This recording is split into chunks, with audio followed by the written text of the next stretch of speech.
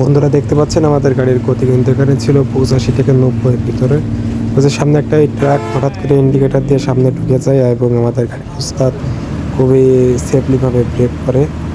ঠিক আছে, আসলে উনি না দেখে আসলে কিভাবে যে লেন চেঞ্জ করলো আমি বুঝতেছি না। আমরা আর একটু হলেই তো অনেক বড় দুর্ঘটনার সম্মুখে পড়ে যেতাম।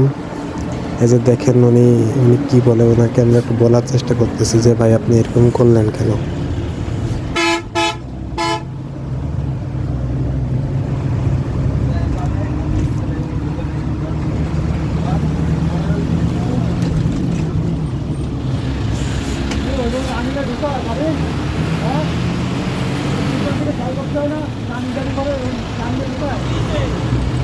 না